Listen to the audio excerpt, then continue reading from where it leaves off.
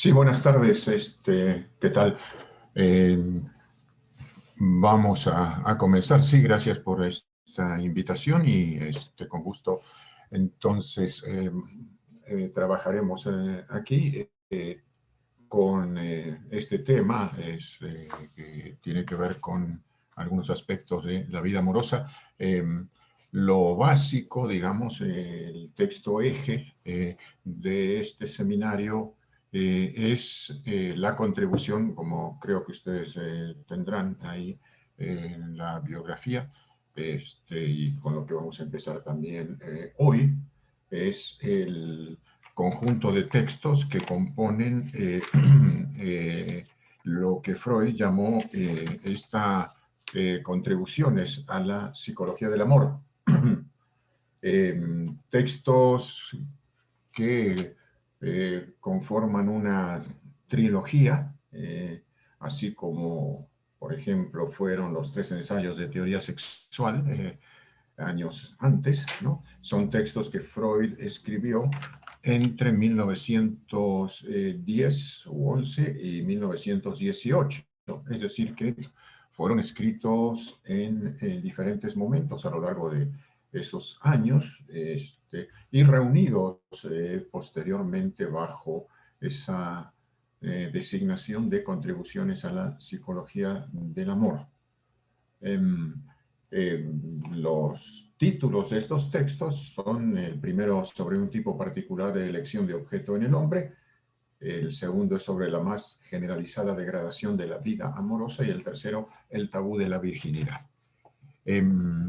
Bueno, vamos a ver nosotros que estos textos tienen una gran actualidad, no obstante que las relaciones amorosas y la sexualidad en la vida de los sujetos ha cambiado en el lapso de los 100 años transcurridos, o casi 110, desde que Freud escribió estos textos, ¿no?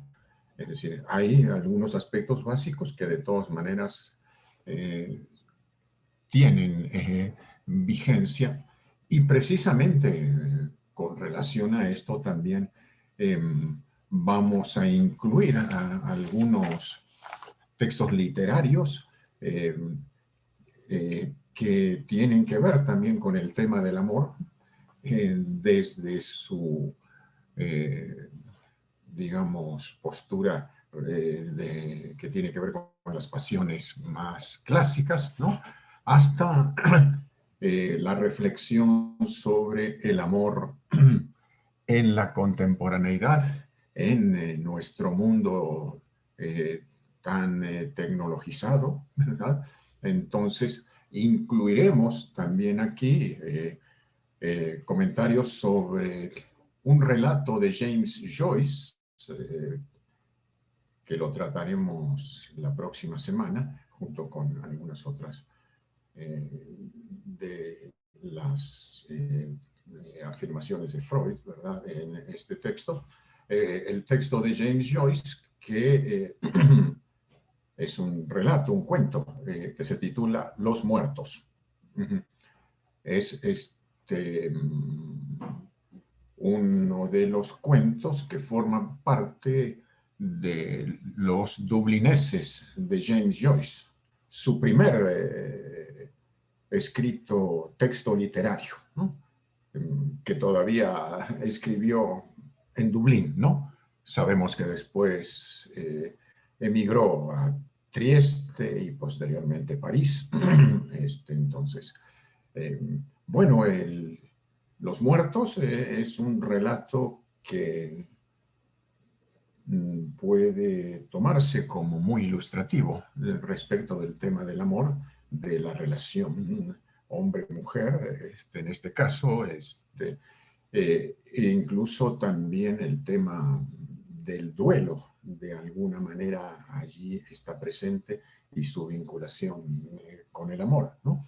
Bueno, yo creo que no hay mayor problema para acceder a este texto, porque quien no tenga el libro de Joyce, probablemente haya versiones en PDF, ¿no? Como se acostumbra en esta época.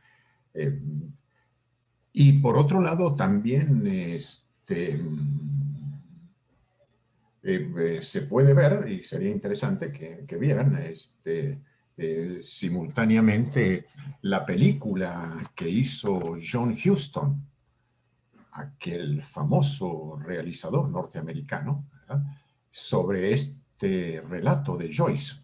Esta película fue la última, de hecho, que hizo Huston en 1987. Me parece que fue ese año, porque él murió poco después. Creo que vuelca cinematográficamente de una manera muy fiel, ¿verdad? Un texto muy difícil de hacer cinematográficamente, porque, bueno, todos sabemos lo característico de este escritor, ese monólogo interior de los personajes, ¿no? Tiene un lugar importante, entonces resulta, si bien hay también algo de acción en el relato, entonces, bueno, eso es muy difícil de realizar cinematográficamente, pero lo resuelve, me parece, de un modo muy eficiente en la película.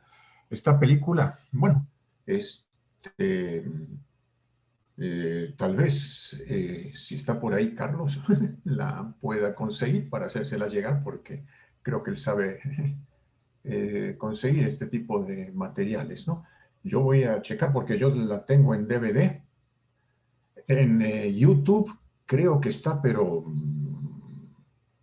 doblada al español, con lo que pierde bastante, ¿verdad? Porque los diálogos y el monólogo interior ahí son muy importantes, ¿no? Entonces, bueno, en el doblaje esas cosas se pierden, como sabemos, ¿no? Bueno, entonces, así como también vamos a... para el tema del amor clásico y con mucha vigencia en la actualidad, la novela del abate Prevost, que se llama Manon Lescaut, yo la tengo acá, me refiero en versión PDF. Sí, sí, también la tengo impresa, pues, sí. Pero eso es más difícil en este momento de hacerle llegar a ustedes, ¿no? Entonces, es, la novela es del abate Prevost, y se llama Madame Lescaut. Un escritor del siglo XVIII. ¿No? La novela es como de 1730 aproximadamente, ¿sí? Que desarrolla de modo muy interesante estas vicisitudes de la relación amorosa, y puede servir para la reflexión ilustrando los textos de Freud, ¿no? Así como también veremos después, esto ya no, una sesión posterior, una novela no tan conocida, pero que inspiró una ópera. Es así una ópera que llegó a ser célebre y lo es, ¿verdad? Que es Carmen, ¿no? La novela Carmen, ahí tendría que pasársela a Carlos también en WhatsApp, ¿no? Es de Próspero, ¿verdad? Mérimée. Próspero Mérimée. Es Carmen, ¿no? Y la ópera, entonces, de Georges Bizet, ¿no? De modo que será importante que la vean ustedes, La ópera Carmen subtitulada se encuentra en YouTube. Ahí, si no tienen ustedes en DVD o algún otro medio de acceso, esta ópera sí hay, alguna de las versiones puede verse en YouTube. Bueno, y bueno, además de disfrutar la música, el canto y demás, bueno, es una ópera que da pie para muchos comentarios que podemos hacer en torno al tema, mucha polémica, ¿verdad? Y que se puede vincular también con las elaboraciones de Freud. Y por otro lado, también un poco más adelante, ya nos avisaremos, vamos a también comentar, debatir otra película que, bueno, puede situar el amor un poco más en nuestra época, en relación con la tecnología, con el consumo, con la manera en que ahora tienden a vivirse, a establecerse, a desarrollarse las relaciones amorosas, y que es la película Her, o Ella, que creo que tal vez la hayan visto ustedes, la conozcan, porque es una película de 1913, 14, reciente, eh, sí, interpretada por, eh, se me acaba de ir el nombre, lo estaba recordando recién, Joaquín Phoenix. Bueno, este es el actor, el que interpretó más recientemente el Guasón, el Joker, ¿verdad? En esta película. Bueno, entonces, que sería interesante también de discutir, pero para el tema tal vez de la sociedad del espectáculo y de algunos otros aspectos que tienen que ver con nuestra actualidad, ¿no? Entonces, bueno, es Her, ella, de Spike Jonze, es el director, ¿verdad? Eh, y bueno, que presenta el tema del amor como se puede observar ahí, de algún modo en lo tecnológico de nuestra época. Bueno, son algunos de los temas que vamos a tratar, de los textos o algunas películas, ópera, etcétera, que comentaremos entonces, como para que ustedes vayan haciendo la lectura, viendo esto. De hecho, para la siguiente sesión, que tendríamos el siguiente sábado, ¿verdad? Próximo sábado. Sí.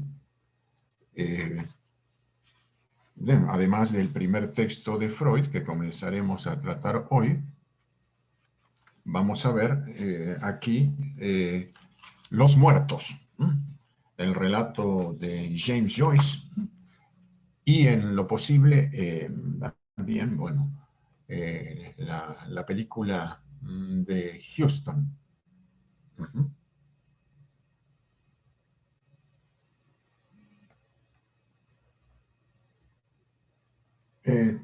Bueno, muy bien.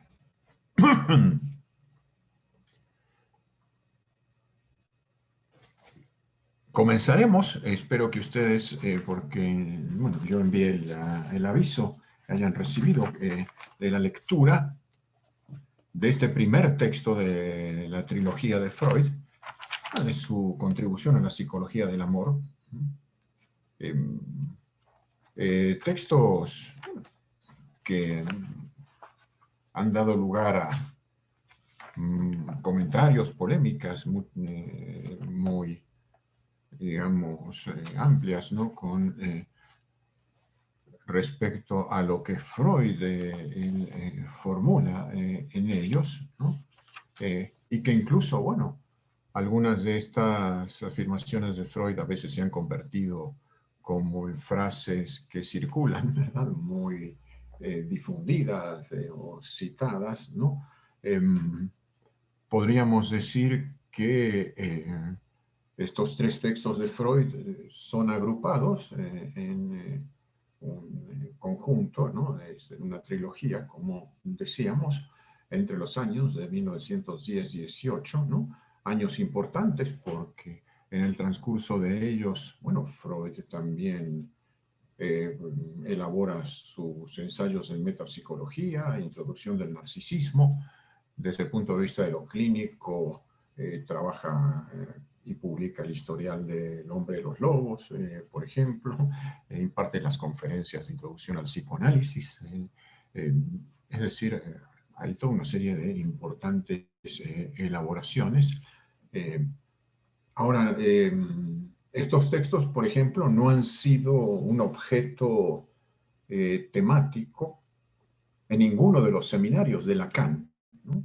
No se ha ocupado de trabajar específicamente alguno de ellos, aunque podríamos decir que sí son una referencia constante. Bueno, eh, aunque latente, digamos así, nunca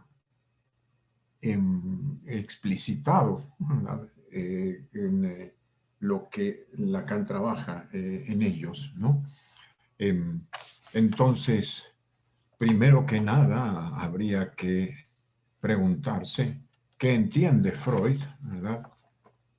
Em, por psicología del amor, psicología de la vida amorosa, ¿no? Él utiliza este término que, bueno, en este momento, en el campo del psicoanálisis se hace una distinción clara con la psicología, pero bueno, Freud emplea muchas veces esta palabra, aunque tiene siempre el sentido no tanto de psicología, sino de psicoanálisis, ¿no? Em, y además, ¿por qué reúne bajo este título a estos tres artículos, ¿no? Dado que de manera así inmediata en la lectura no percibimos lazos muy precisos entre ellos, ¿no? Uh-huh. Bueno, vida amorosa es una expresión muy usada en nuestro tiempo, ¿no?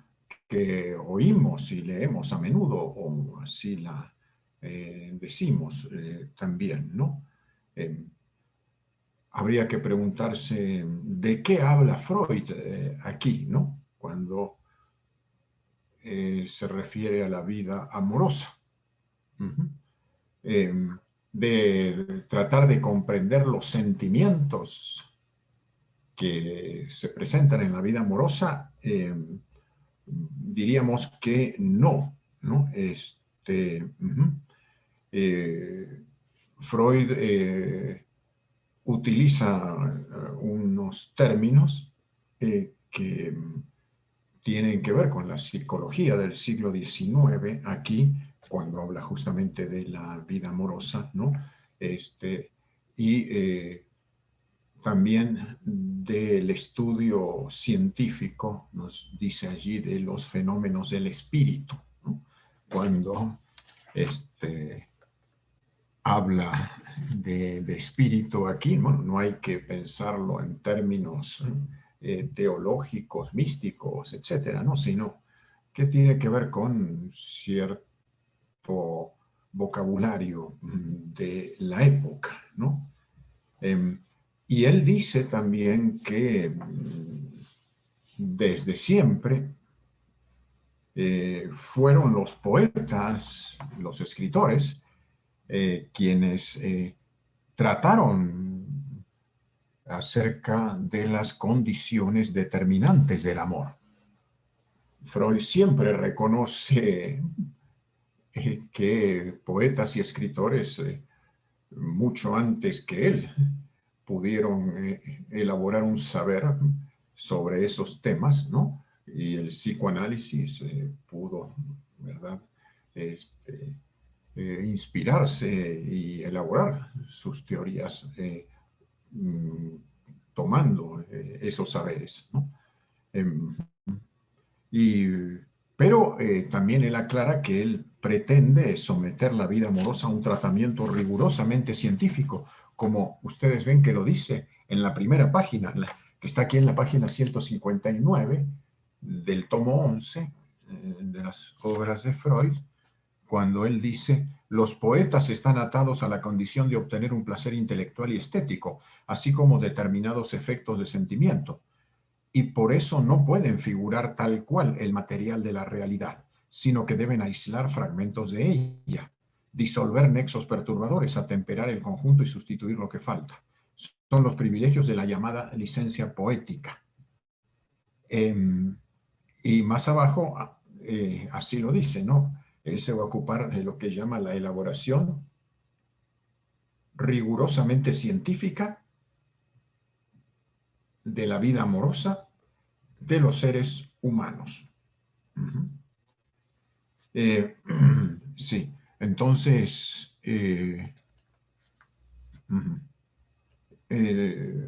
esto tendrá que ver con un abordaje del sujeto y de las distintas maneras de precisamente ahí abordarlo, ¿no? Porque está absolutamente involucrado, ¿verdad?, en esto de la vida amorosa, ¿no? Sí.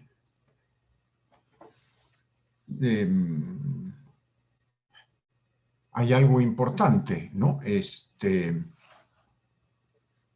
El amor no es exactamente lo mismo que la vida amorosa, porque cuando se habla de vida amorosa, en Freud, esto concierne al amor, pero también al deseo y al goce.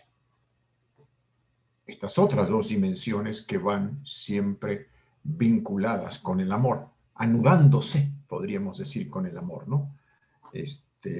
Entonces, aun cuando Freud no lo plantea así explícitamente, amor, deseo y goce, podemos ver, vamos a ver, ¿verdad?, que aparece en estos tres textos, aparecen esas dimensiones aludidas siempre, y la del deseo y del goce junto con el amor, ¿no? Porque, bueno, son componentes de la subjetividad.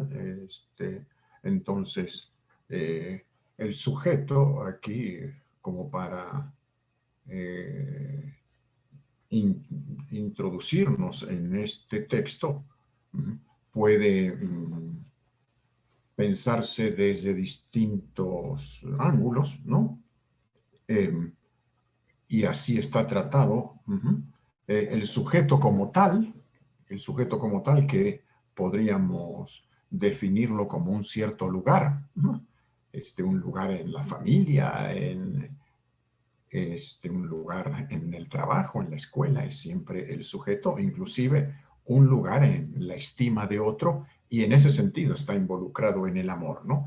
En el sujeto ocupando algún tipo de lugar en la consideración, el afecto, la estima de otro, ¿no?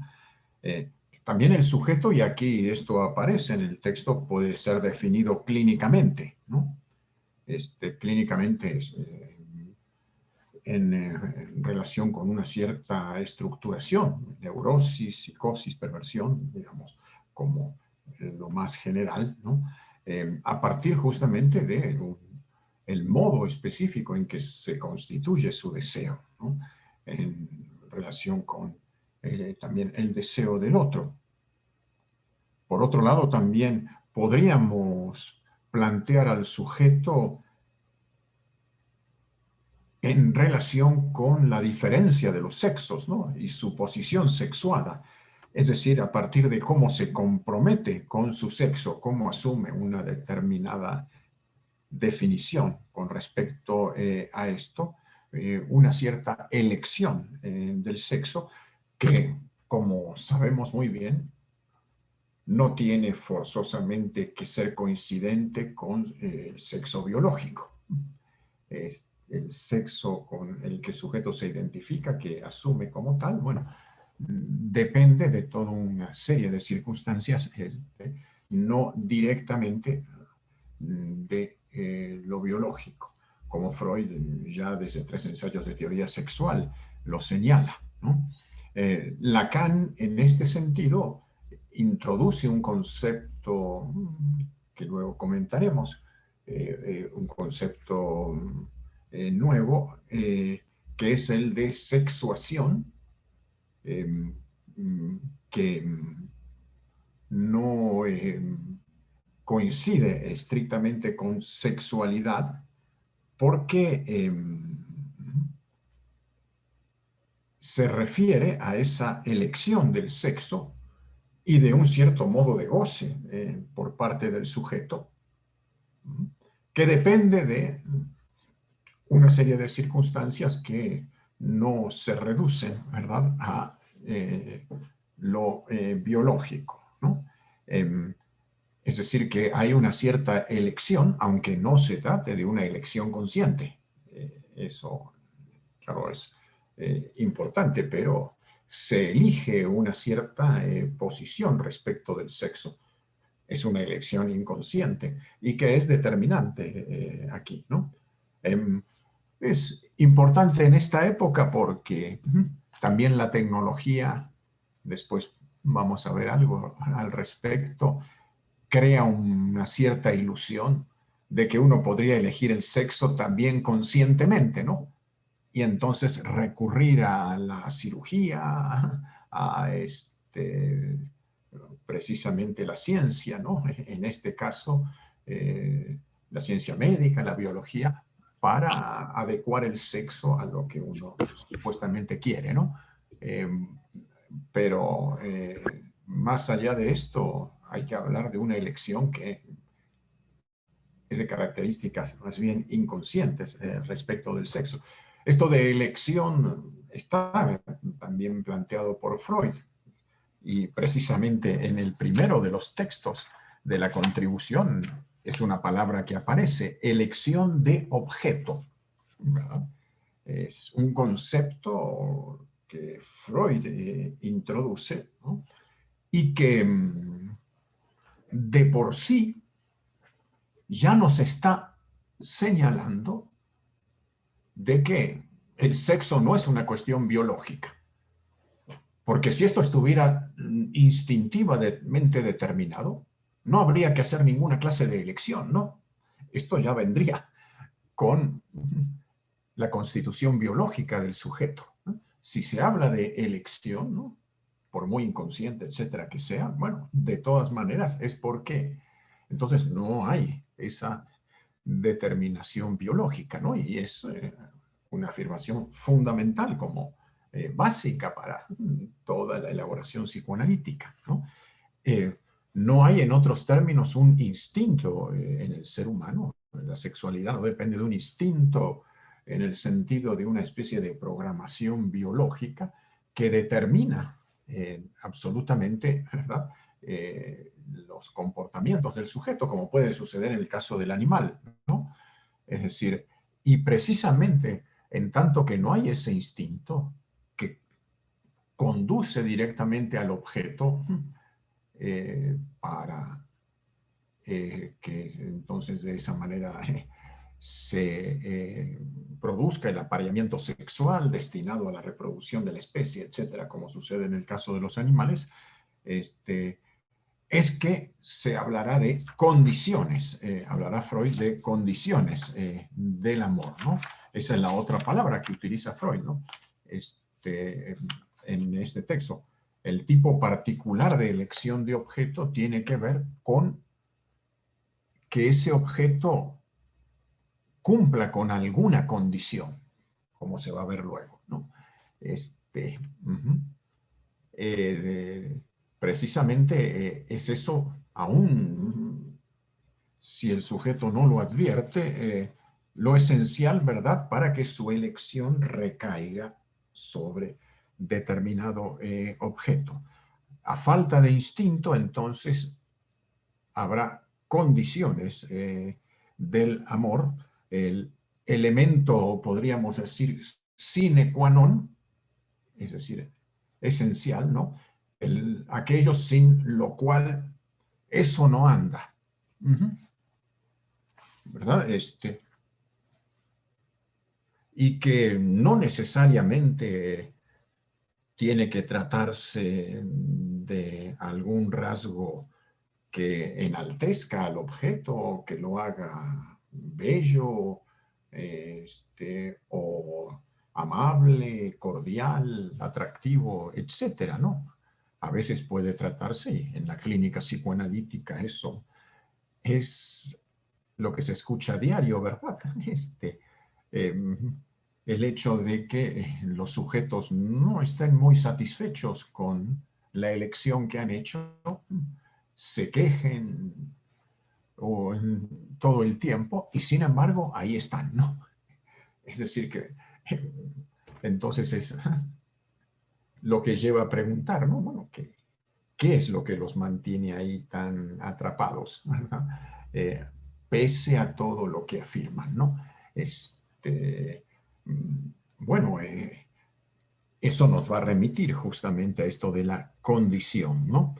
Eh, Condición, bueno, sin la cual eso no anda, ¿no? Condición necesaria también, pero no suficiente para que se ponga en funcionamiento la sexualidad. Eh, es una condición de lo que va a hablar Freud, para la elección del objeto y la obtención de la satisfacción sexual. Eh, También en la clínica se escucha con mucha frecuencia, ¿verdad? Que como los sujetos eh, se interrogan de por qué las diferentes relaciones que han podido tener a lo largo de su vida, ¿verdad? Tienen rasgos semejantes, ¿no? Con mujeres que tienen alguna característica similar o con hombres, en fin, digamos, tanto para hombres o mujeres como también para quienes puedan presentar alguna otra clase de preferencia, pero suele, sabemos nosotros, encontrarse esto, ¿no? Es decir, la condición entonces necesaria, eh, podríamos esto vincularlo con la definición de necesario que da Lacan, que parte de hecho de la etimología de esta palabra. Necesario se define como lo que no cesa, ¿verdad? Eso es lo necesario, ¿no? Entonces, Lacan por eso dice es lo que no cesa de escribirse inconscientemente para el sujeto. Eh, que es, bueno, lo que motiva la pregunta muchas veces, ¿no? ¿Por qué vuelvo a hacer lo mismo? ¿Me vuelve a pasar lo mismo? ¿Vuelve? Eh, lo, eso se vincula con lo que no cesa de escribirse, ¿no? Ahí parece ser una cierta necesidad, ¿no? Por más que aquel filósofo de Ciudad Juárez se cuestionara con aquello de, ¿pero qué necesidad? Solía decir, ¿verdad? Este, pero sí, parece que sí. Alguna clase de necesidad hay por ahí que no es muy consciente para el sujeto. Bueno, es aquello de lo que, por ejemplo, en la experiencia de análisis se trataría de aclarar, ¿no? Bueno, habría que señalar también que estas elaboraciones de Freud, en esta trilogía, se sitúan en un tiempo anterior a un concepto que él va a introducir más adelante, específicamente en 1923, ¿no? Que es el concepto de falo. Eh, pero convergen de todas maneras hacia lo que él llama el complejo de castración, ¿no? Eh,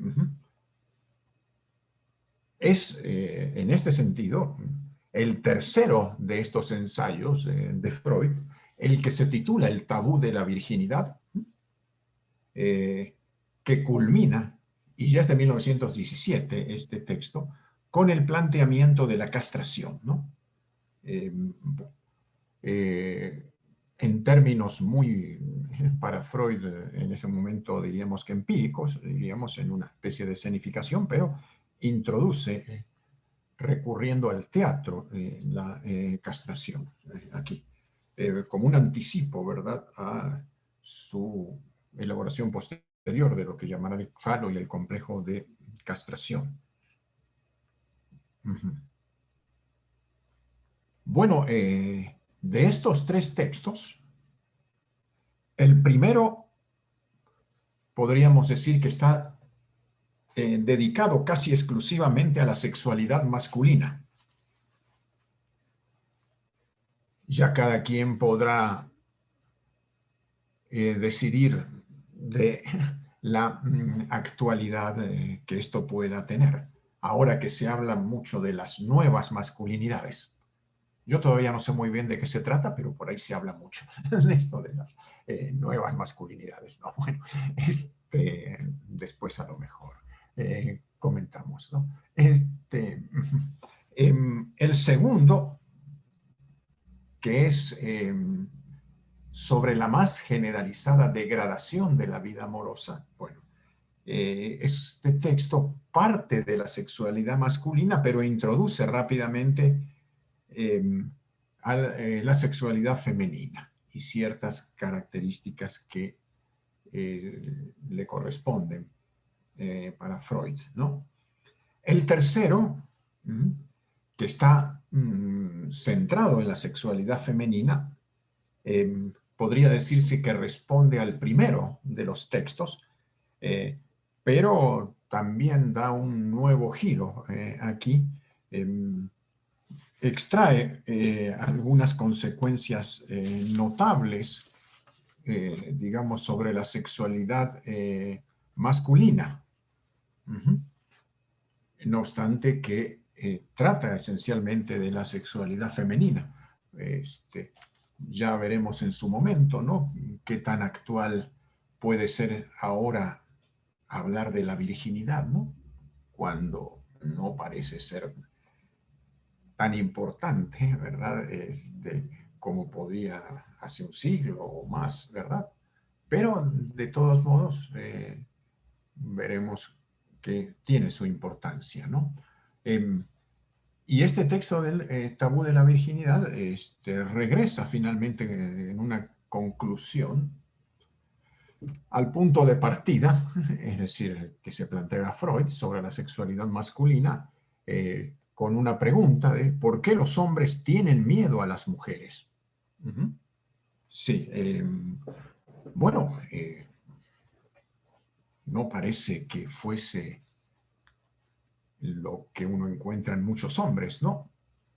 De todos modos, habría que preguntarse, ¿no?, si no es que lo disimulan, ¿verdad?, en una actitud de lo que se llamaría como huida hacia adelante, muchos hombres, a un miedo que está ahí latente, ¿no?, el miedo a las mujeres, ¿no?, que incluso podría llevar a estas cosas de las que hoy se habla tanto, ¿no?, la violencia, el feminicidio, y ya podemos tal vez comentar algo al respecto, ¿no? De hecho, bueno,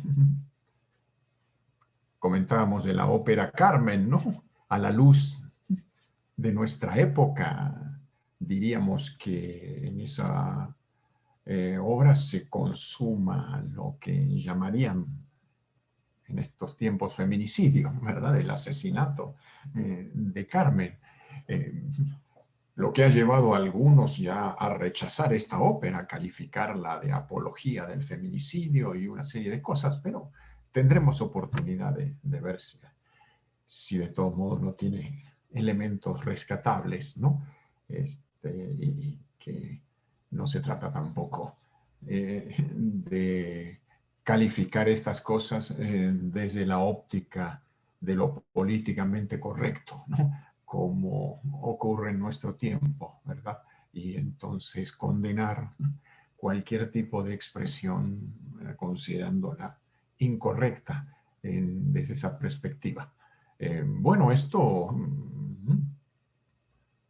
ya veremos, ¿no? Que podría llevar a que uno, toda una cantidad de textos literarios y otros los rechazara, ¿verdad? Con ese criterio, ¿no? De la corrección política. Otelo de Shakespeare, por ejemplo, ¿verdad? Que también asesina a Desdémona, y en muchas otras obras. Hay algo de esto, pero bueno, habrá que discutirlo, ¿no? Aquí. Así como Freud también se pregunta no solamente esto, ¿por qué los hombres tienen miedo a las mujeres? ¿Por qué las tratan tan mal? Y también, ¿por qué ellas odian a los hombres? ¿No? Y para Freud, esto último no es consecuencia de que ellos las traten mal, ¿no? Sino que tiene que ver con otras cosas, ¿no? Que ya encontraremos en el texto. Entonces, bueno, como vemos aquí, estas elaboraciones de Freud tienen que analizarse con cierto cuidado, ¿verdad? Sobre todo en nuestro tiempo. Porque si nos quedamos con una lectura a veces demasiado superficial, efectivamente podríamos considerar que hay afirmaciones que no son muy políticamente correctas, ¿no? Y que podríamos decir, Freud machista, Freud esto o aquello, patriarcal o como se diga, ¿verdad? Sin advertir que hay también algo importante bajo esa fachada, ¿no? Entonces, bueno, el primero de estos textos de Freud parte, como habíamos dicho, de un, como le llama él, un tipo particular, así se llama, un tipo particular de elección de objeto en el hombre, ¿no? Mientras que el segundo alude a lo general, ¿no?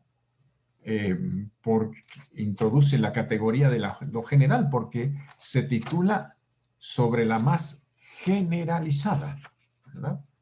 Degradación de la vida amorosa. De lo particular, entonces, a lo general, ¿no? Freud parte de lo particular para llegar a la categoría de lo general, de lo que es válido para todos.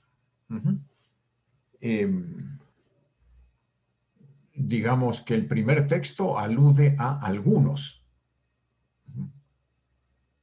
que son ellos mismos, ¿no? Es decir, se trata de hombres, ¿no? Algunos hombres, ¿no? El segundo vale para todos, entonces. Cuando Freud dice la más generalizada, nadie escapa, entonces. En relación con estos dos textos, por esto, que diríamos se responden entre sí al ir de lo particular a lo universal, el tercero, más tardío, tiene en cierto modo un lugar aparte, el que se titula el tabú de la virginidad, ¿no? Parece concernir solamente, si uno lee el texto, a esto que Freud llama los primitivos. Este término tampoco es aceptable en nuestro tiempo, hablar de primitivos, ¿verdad? Refiriéndose a ciertos grupos humanos, etnias, etcétera, pero corresponde a también una terminología de la antropología de hace más de un siglo, ¿verdad? En que aparecía como una categoría allí, ¿no? Que retoma Freud. Sin embargo, lo interesante es esto, ¿no? Que no obstante que Freud habla, introduce esta categoría de los primitivos, ¿no? Su reflexión lo lleva a señalar en qué sentido también nosotros somos primitivos, ¿no? quienes nos creemos muy civilizados, ¿verdad?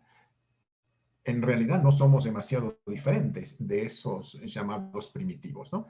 Es decir, que en los hechos Freud mismo va a cuestionar esa categoría eh, a la que apela. Entonces, bueno, más allá del llamado progreso y los avances de la ciencia, de la técnica y de todas estas cosas, ¿no? De todas maneras, en ciertos aspectos, en cierta configuración estructural incluso, no somos demasiado diferentes, ¿no? Eh, y también, bueno, comentábamos hace un momento de este concepto de elección de objeto que introduce Freud, ¿no? Hay que señalar que no es la primera vez que habla de elección de objeto.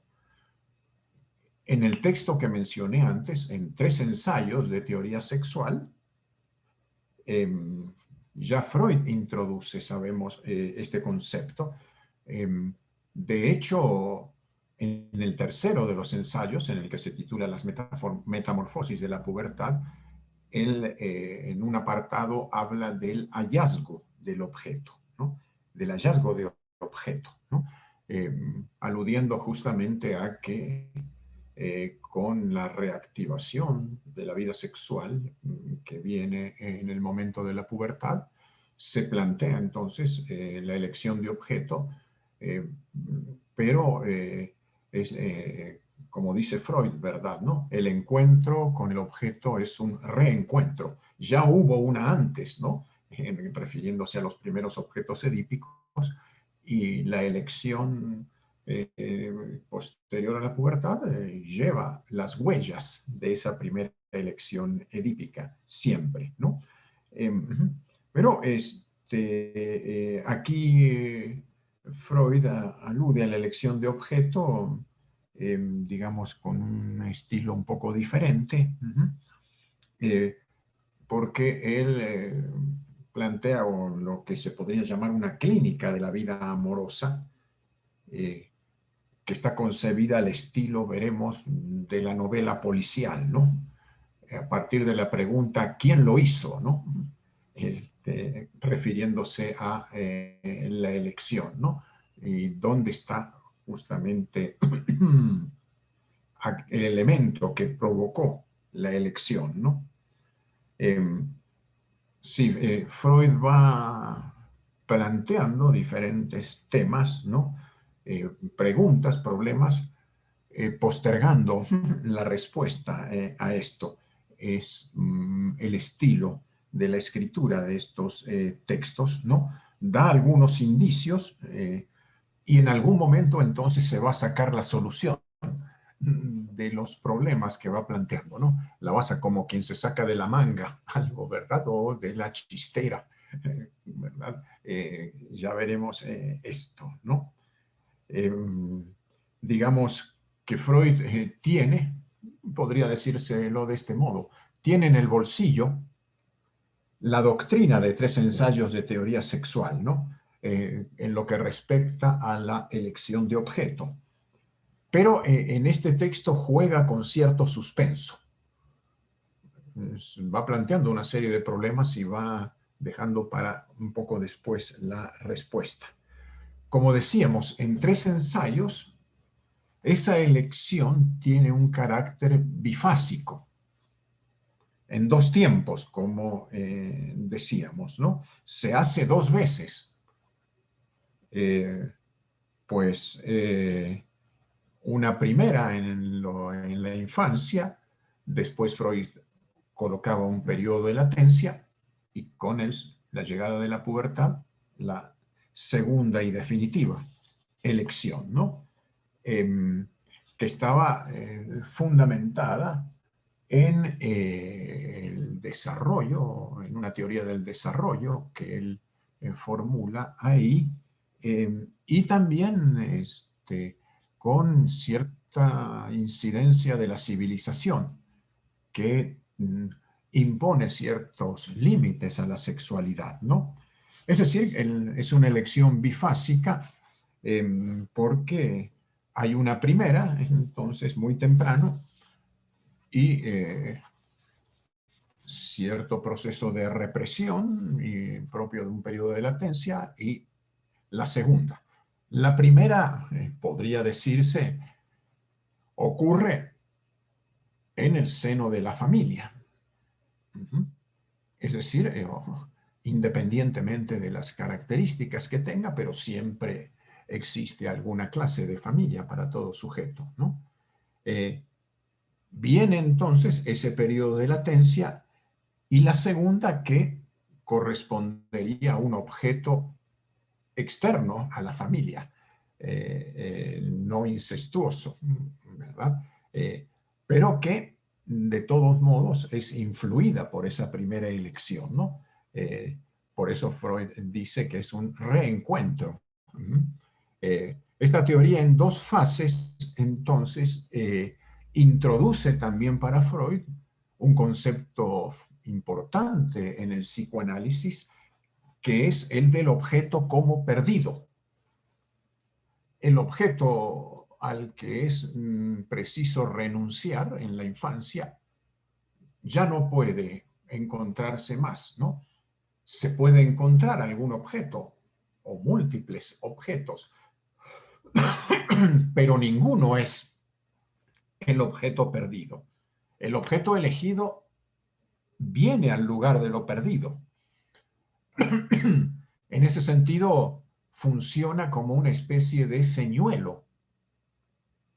Tiene que atrapar al sujeto presentándole algo que le evoca de modo inconsciente ese objeto primero, el, el objeto perdido, ¿no? Si está ahí, ¿por qué ese objeto y no otro, por ejemplo? Bueno, es porque recuerda lo que no está, ¿no? Y aquí toda la cuestión es saber en qué medida lo recuerda o no lo recuerda, ¿no? Porque Freud plantea una importante paradoja allí. Tiene que recordarlo, si no, no atrae para nada, ¿verdad? Pero no demasiado. No demasiado porque si no se convierte en incestuoso para el sujeto. El fantasma del incesto entonces toma un lugar muy grande y eso imposibilita la relación allí, ¿no? Eh, Justamente es muy importante para no caer en ese cliché eh, totalmente ridículo, ¿verdad? Que circula a veces, ¿no? De que un hombre elige una mujer como la madre o una mujer elige un hombre como el padre, pues no. Sí, de algún modo puede evocarlo en alguna medida, pero si se parece demasiado, ahí ya las cosas no pueden funcionar, ¿verdad? Entonces, en este sentido, eso es muy importante aquí, ¿no? Este, la búsqueda, por lo tanto, supone que ya hubo un encuentro.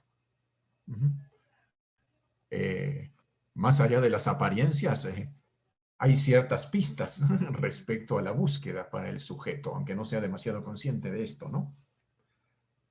Em, y a la vez, un encuentro imposible. Decíamos, porque no se puede encontrar lo ya perdido, ¿no? Que para Freud determina algo fundamental que va a ser retomado por Lacan también, ¿no? Que el objeto nunca será eso, ¿no? Nunca será exactamente lo que yo estaba buscando, ¿no?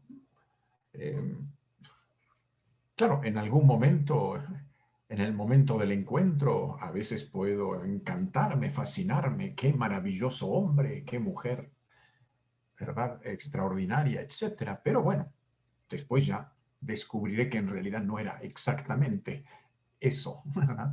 Es, bueno, lo característico siempre. Y habrá que ver después cómo se trabaja esa situación, qué se hace con esto, ¿no? No necesariamente provoca que las cosas se acaben, ¿no? Pero es lo que habitualmente ocurre, ¿no? el objeto nunca será eso, ¿no?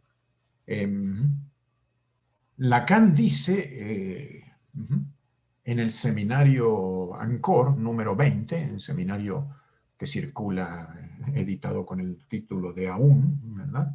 Dice esto, que el goce que falta debe traducirse el goce que hace falta que no haya. Quiere decir que el objeto nunca proporciona todo el goce que se busca, ¿no? Pero es necesario que esto así sea, ¿no?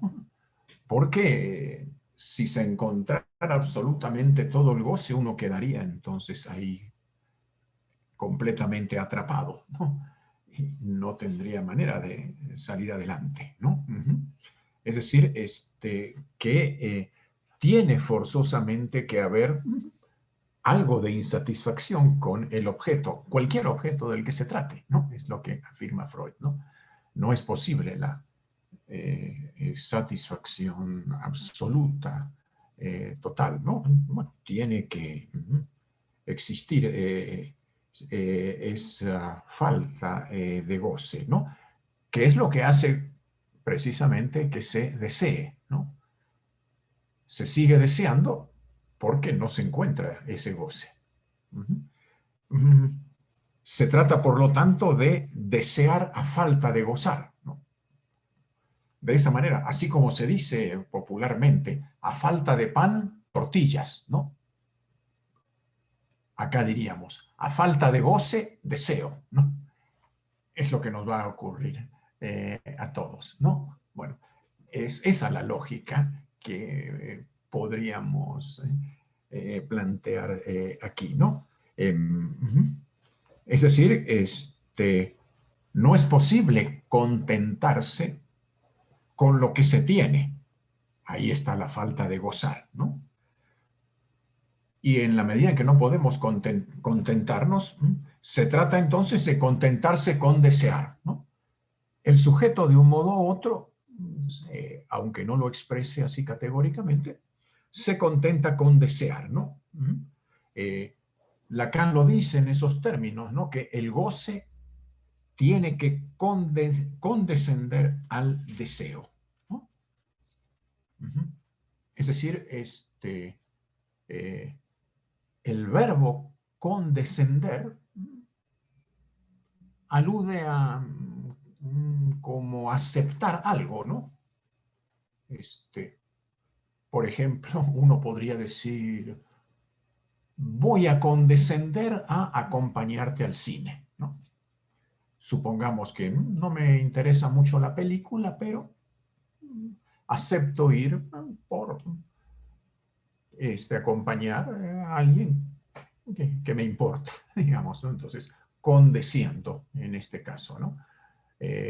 Aceptar algo aún no estando muy conforme con esto, ¿no? Entonces, el goce condesciende, tiene que condescender, es lo que señala Lacan al deseo, ¿no? Sí, y esto recuerda que para Freud el prototipo de la relación amorosa o erótica es, como él lo describe, el niño que toma el pecho de su madre, ¿no? Mostrando ahí la imagen de lo que sería esa satisfacción plena, ¿no? El niño pegado al pecho de la madre, ¿no?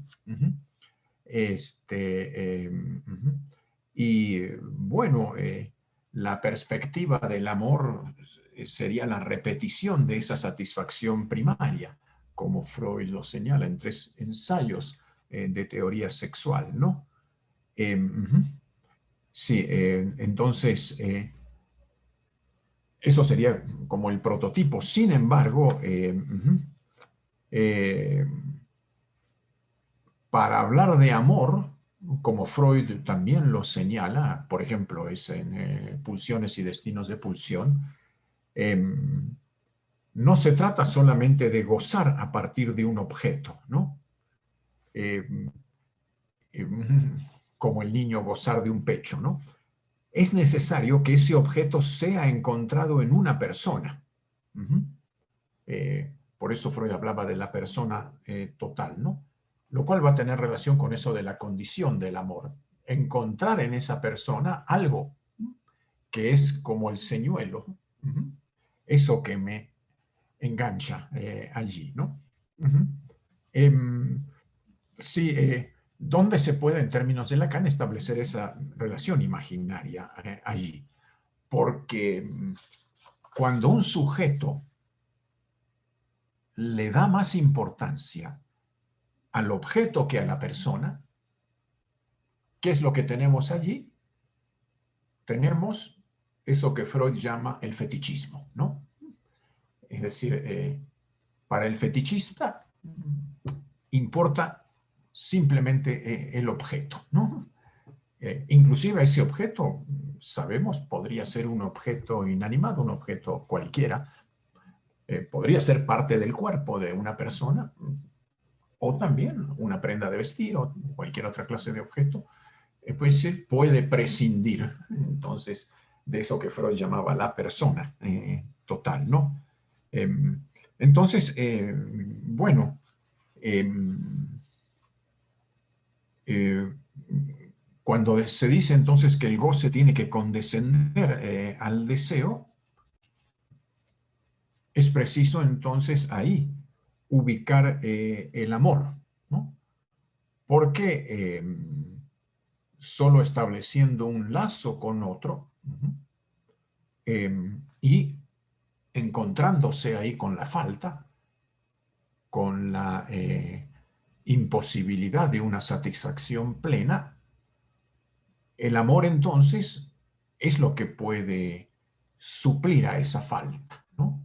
El amor es lo que puede sostener el vínculo, el lazo con otro, a pesar de no encontrar esa plena satisfacción, o tal vez gracias a eso, ¿verdad? Entonces, hay un elemento de falta y de insatisfacción en la relación con otro, pero también, dándole otra vuelta a esto, podría decirse que se goza de todos modos, que aun cuando el sujeto no encuentra ese goce pleno, total, de la fusión completa con el otro, se goza, digamos, deseando, logra gozar justamente deseando, ¿no? Y ahí es donde se ubica el amor, ¿no? Eh, por ejemplo, podría uno preguntarse, ¿no? ¿Por qué es que a veces siente uno que ama más a la otra persona cuando no está, ¿no? Cuando está lejos, cuando no está presente, ¿no? Es decir, en la añoranza, en esa situación de que el otro me falta, ¿no? Entonces, bueno, eso nos muestra que justamente el amor implica esto de gozar deseando. Después, cuando regresa, puede ocurrir que las cosas no sean tan satisfactorias como uno se las hubiera imaginado, ¿no? Entonces, el amor, en ese sentido, es una satisfacción, ¿no? Es una satisfacción, pero la satisfacción que se encuentra deseando, ¿no? Añorando, extrañando, es decir, anhelando eso que no está. Sí, pero también algo se goza con el otro, en la presencia, ¿no? Pese a todo, digamos así. Algo se goza, como también con objetos diferentes, ¿no? Que es justamente eso que Lacan llama el plus de gozar, ¿no? Si no, bueno, no soportaríamos la vida. Si no hubiera algo, por poco que sea de goce, que es el que podemos encontrar, ¿verdad? Ya sea en nuestra vida sexual, con diferentes objetos. En nuestra época, por ejemplo, ¿verdad? es notable, ¿no? Ver a la gente y cómo goza jugando ahí o con sus celulares, ¿no? Casi uno exclamaría así, ¿no? Pues cómo gozan los cabrones, ¿no? Ahí con los celulares todo el tiempo y chateando y haciendo juegos y todo lo demás y no se despegan ni un minuto del aparatito, ¿no? Ahí, bueno, sí, bueno, eso puede ser un ejemplo claro, ¿verdad? De eso que llamaba Lacan Plus de gozar y que de hecho, bueno, Lacan no llegó a conocer los celulares, ni las redes sociales, ni todos estos objetos, pero de alguna manera se anticipaba hablando de los gadgets, ¿verdad? Y el goce que el sujeto podía experimentar ahí, ¿no? Es decir, que entonces, bueno, eh, precisamente por eso es que Lacan le denomina a esos objetos que proporcionan un poco de goce, algo, objetos A minúscula, ¿no? Así como decíamos anteriormente, ¿no? A falta de goce, el deseo, ¿no? Sí, contentarse con desear, podría decirse a falta de lo que Lacan llama la cosa, evocando ese concepto que plantea Freud en el proyecto de psicología, la cosa como aquello del goce absoluto, a falta de la cosa, bueno es el A, ¿no? Ese A minúsculo, ese objeto A que sería el equivalente, digamos así, a las tortillas, si el pan fuera la cosa. Aunque, bueno, en los hechos, mucha gente prefiere tortillas al pan, ¿no? Entonces, eh, pero si nos atenemos al dicho popular, ¿no? Simplemente. Entonces, bueno, es una buena manera de introducir esto que Lacan llama ese A minúscula, ¿no? Eh, y de acuerdo a lo que podemos leer en el texto de Freud, aunque Lacan es quien ha desarrollado estas ideas, es algo estrictamente freudiano, ¿no? Porque Freud plantea, ¿verdad?, que la base de la civilización es la renuncia a la satisfacción pulsional, ¿no? Sí, es preciso una renuncia a la pulsión, a la satisfacción de la pulsión, para que exista civilización, cultura. Pero esa renuncia también da lugar a una cierta ganancia de placer, ¿no? Es decir, se renuncia a ese goce pleno y total, pero se obtiene algo a cambio, ¿no? Como satisfacción sustitutiva, ¿no? Es decir, que hay una satisfacción que nace de la renuncia a la satisfacción pulsional, ¿no? Y podríamos decir que el amor es algo que puede definirse como del orden de esta satisfacción, ¿no? Que nace de la renuncia a la satisfacción pulsional, o que la libido está vinculada con la falta. Sí. Aquí vemos también, como lo vamos a comentar luego, que Freud, sobre todo en el segundo de los textos, le va a dar un lugar central a la función de la impotencia psíquica. Y que, bueno, más allá de considerar esto como un síntoma que puede aquejar a ciertos sujetos, esa impotencia también tiene relación con la falta, ¿no? También hay que pensarla en ese sentido, ¿no? Y Freud entonces habla de la condición que determina, que empuja, ¿no? ¿Empuja a qué? Esto va a aparecer en la tercera de las contribuciones, cuando va a introducir el concepto del tabú, ¿no?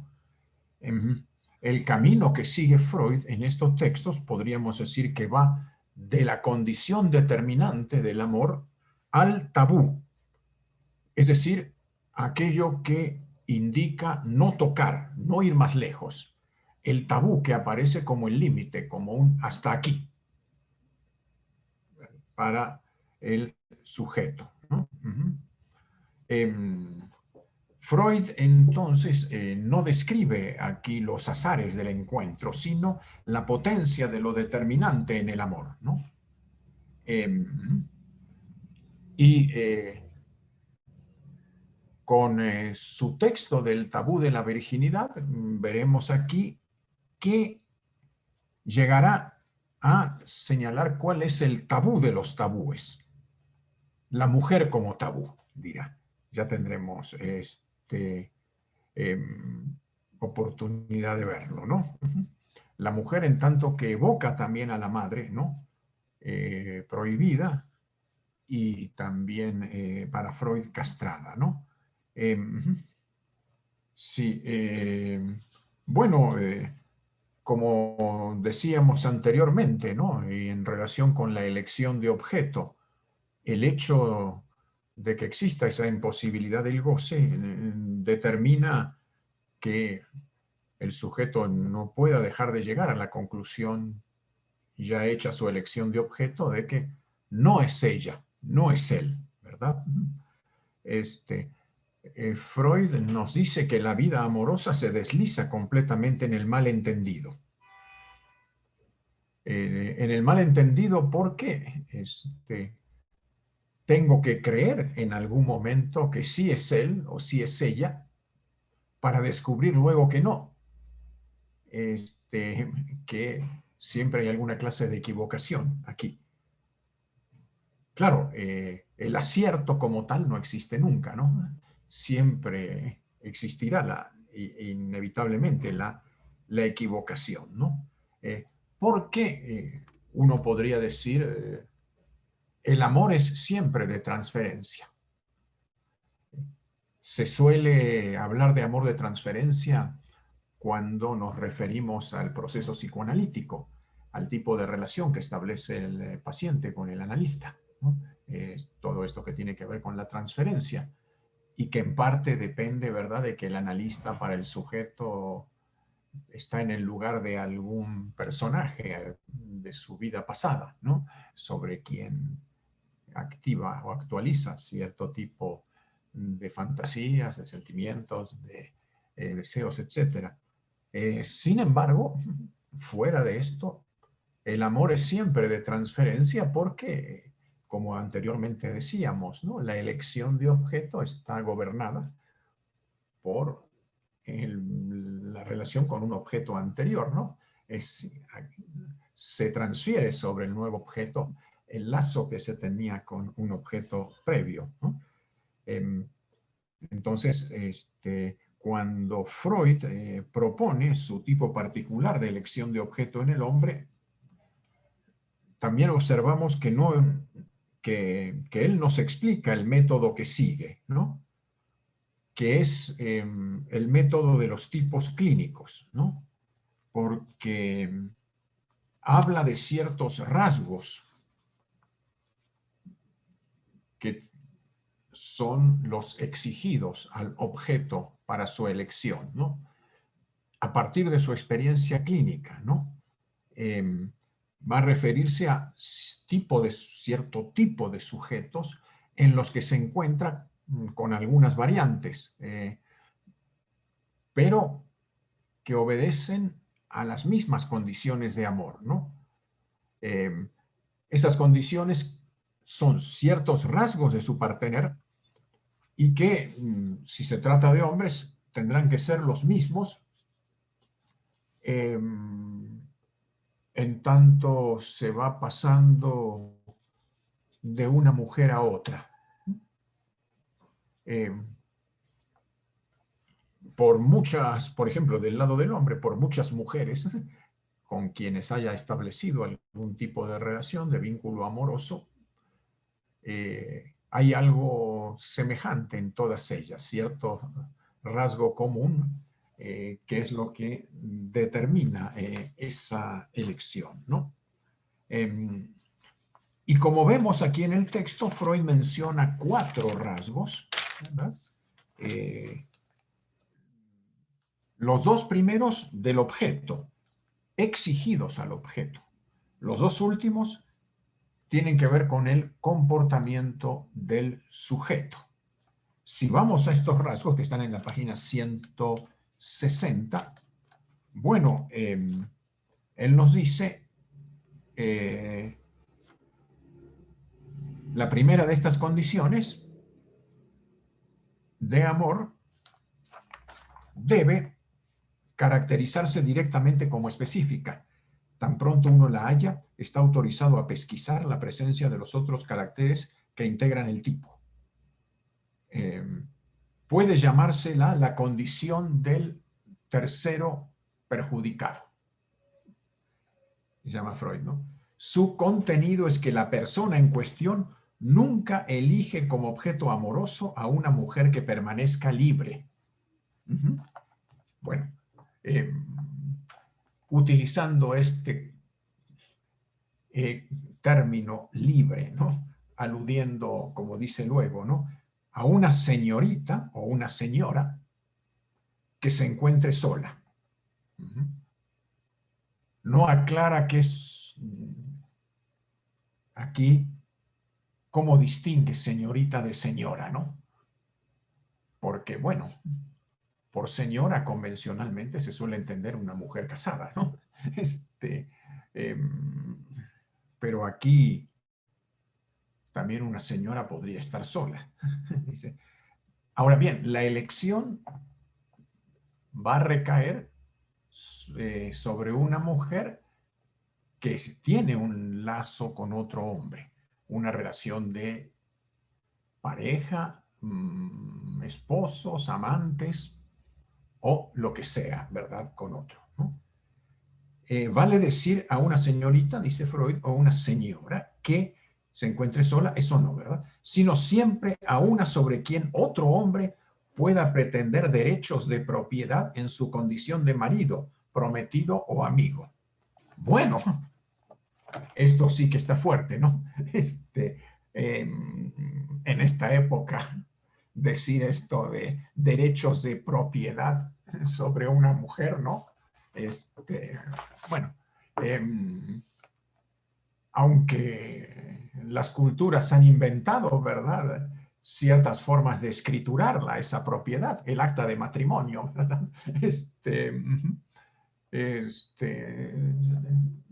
Que al igual que cuando uno compra una casa, ¿verdad? Cuando uno se casa, supuestamente también adquiere derechos de propiedad, ¿no? Sobre esto.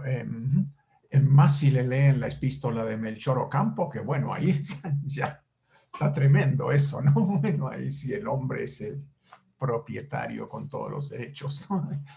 Aunque bueno, ya no se usa en esta época, ¿no?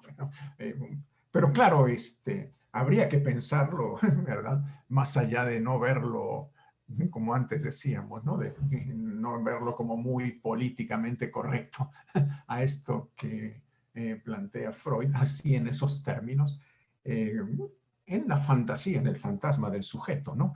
De que pueda concebir que el otro hombre, bueno, tiene cierto derecho sobre esa mujer, ¿no?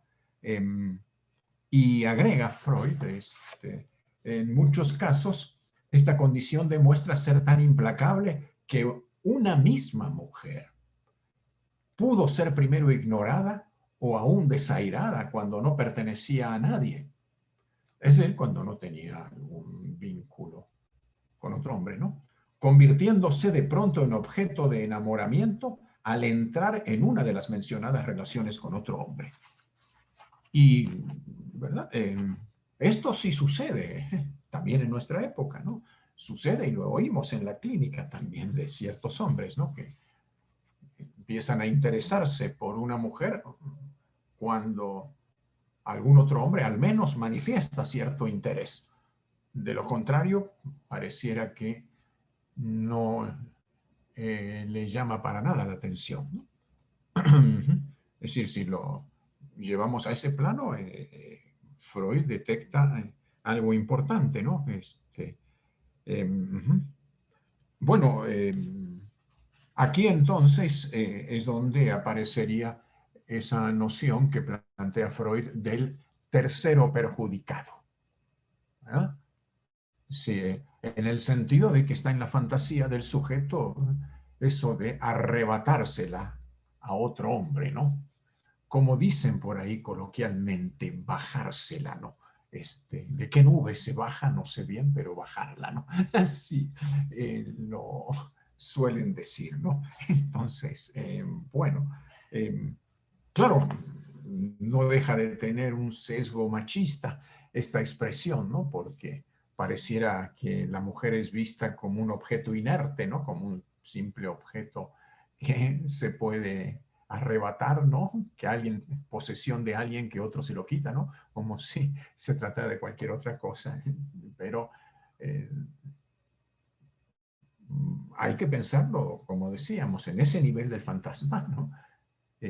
Donde no puede regir un asunto de corrección política, cuando lo planteamos en esa dimensión, ¿no? Entonces, bueno, eso con respecto entonces a la primera condición, como dice Freud, ¿no?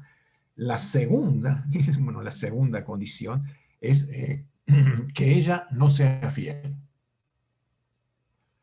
Em, pues que tenga, como da a entender Freud, un poquito, o al menos un poquito, como dice, uno nunca podría determinar cuánto es un poquito, ¿no? ¿Qué tanto es tantito, como se dice? Bueno, de mala reputación, ¿no? Bueno, ahí está la palabra curiosa, ¿no? De reputación, ¿no?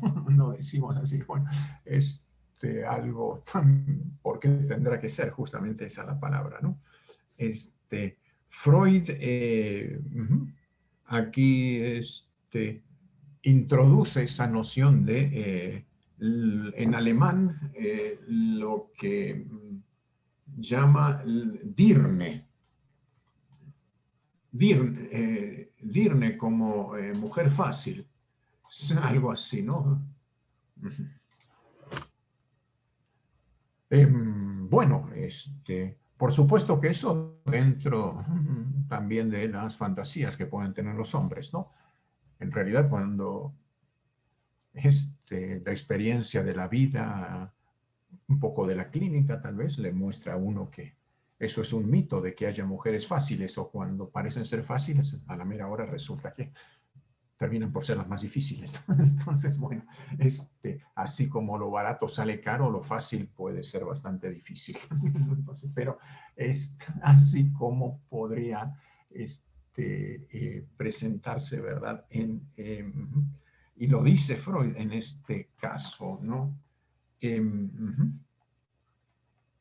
Eh, el tipo dice, si vamos a la página 160, bueno, el tipo solo queda completo por su conjunción con la primera, que en cambio parece presentarse también por sí sola con gran frecuencia.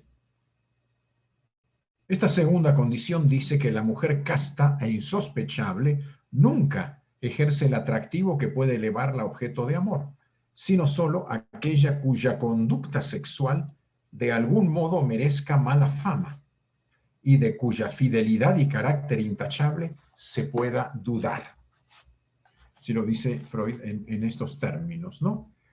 Bueno, es lo que podríamos encontrar como un estereotipo en el caso de Carmen de Bizet, que después trataremos, como decíamos, ¿no? Este último rasgo puede variar dentro de una serie significativa, desde la ligera sombra que pese sobre la fama de una esposa inclinada al flirt, hasta la pública poligamia de una cocotte o una cortesana. Lo cierto es que el hombre perteneciente a este tipo no renunciará a algo de esta clase. Un poco groseramente podemos designar esta condición como la del amor por mujeres fáciles. Así lo pone Freud, ¿no? Bueno. Y bien, entonces esas serían las dos primeras, ¿no? Ahora, Freud también aquí señala, ¿no? Que la primera condición daba pie a satisfacer mociones agonales, hostiles al hombre, a quien se arrebataba a la mujer amada. Eh, Agonal, esa palabra es la que aquí está en el texto, mociones dice agonales. Bueno, quiere decir relativa al combate, ¿no? De ahí provienen palabras como la agonía, ¿no? Que alude al combate, quizás el último combate, por ejemplo, ¿no? Que implica lucha. Es decir, esto que también es muy frecuente observar, ¿no? Que para el hombre es importante la competencia con otro hombre, ¿no? Y a ver quién le gana a quién, por ejemplo, en la, entre comillas, posesión de una mujer, ¿no? Son situaciones que a menudo aparecen aquí, ¿no? Donde la satisfacción más importante es arrebatarle, sentir que se le arrebata a la mujer a otro, ¿no? Más que ella en sí misma, ¿no? Entonces, bueno, entonces dice, esta segunda, refiriéndose a esa segunda condición que tiene que ver con la mala fama, digamos así, la de la liviandad de la mujer, se relaciona con el quehacer de los celos, agrega, que parecen constituir una necesidad para el amante de este tipo. Otra cosa que encontramos con mucha frecuencia, ¿verdad? En la clínica y en la vida misma, ¿no? Es decir, esa importancia que tienen los celos como para desear a un objeto, ¿verdad? Es importante que lo desee otro, ¿no? Sea real o imaginario, pero que exista eventualmente otro que pueda desear, ¿no? Entonces,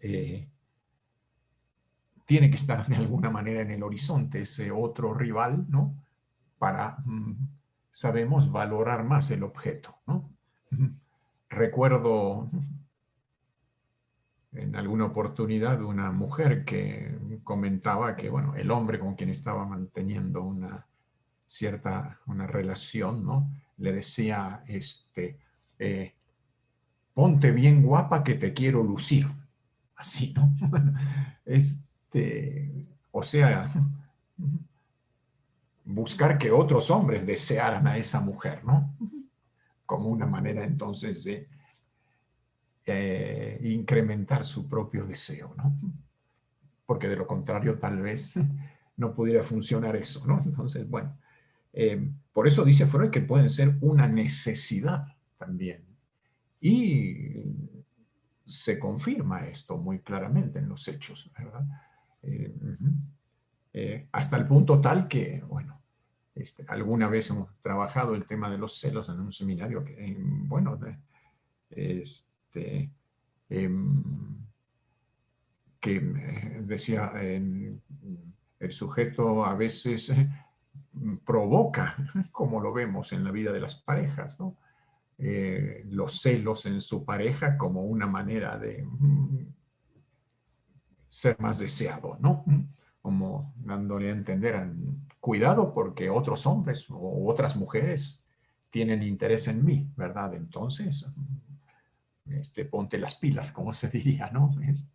Porque me puedes perder en cualquier momento, ¿no? Entonces, para darle más valor al objeto, ¿no? Como diríamos, subir la cotización, ¿no? En estos casos, ¿no? Entonces, bueno. Y dice, solo cuando puede albergarlos, logra la pasión su cima. Adquiere la mujer su valor pleno. ¿Sí? Cuando realmente otro se la podría arrebatar, ¿no? Y nunca omitirá apoderarse de una ocasión que le consienta vivenciar estas intensísimas sensaciones, ¿no? Cosa notable. Esos celos jamás se dirigen al poseedor legítimo de la amada. Otra vez Freud plantea esto, ¿no? Digamos, al que puede llevarle los papeles y decir, aquí me pertenece, ¿no? Como puede uno llevar la escritura de su casa o su departamento, diciendo, no, es mi propiedad, no, lárgate de aquí, ¿no? Tú no. Entonces, bueno, el poseedor, dice aquí, ¿no? Entonces, bueno, jamás, pero de todos modos es algo interesante porque efectivamente, ¿no? Supongamos un hombre que tiene una relación con una mujer casada, generalmente el amante no tiene celos del marido, ¿no? Porque lo toma como algo que ya está ahí, bueno, ya sabe de antemano que ella está casada, tiene su marido, etcétera. Ese no es el problema, ¿verdad? Sino de los que eventualmente pudieran ser amantes de ella, ¿no? Por eso dice, sino a extraños recién llegados en relación con quienes se pueda alentar sospechas de ella, ¿no? Es más, le hace falta que tenga, como vemos en esa lógica, que tenga un marido porque puede experimentar, ¿verdad?, que se la arrebata al marido, ¿no?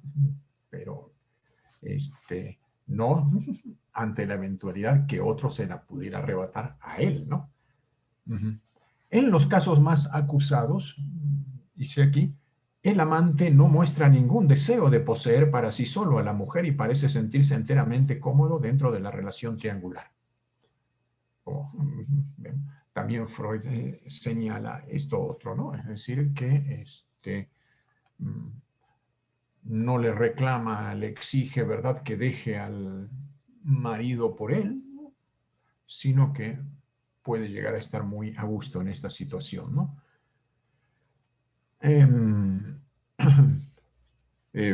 Uno de mis pacientes dice que había sufrido horriblemente con los deslices de su dama, no presentó objeción alguna a su casamiento y aún lo promovió por todos los medios y durante años no sintió ni sombra de celos hacia el marido.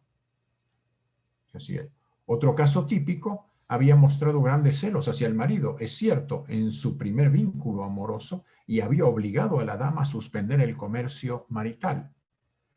Pero en sus muy numerosos enredos posteriores se comportó como los otros y dejó de considerar perturbador al marido legítimo. Sí, quiere decir, bueno, la paradoja es que pueden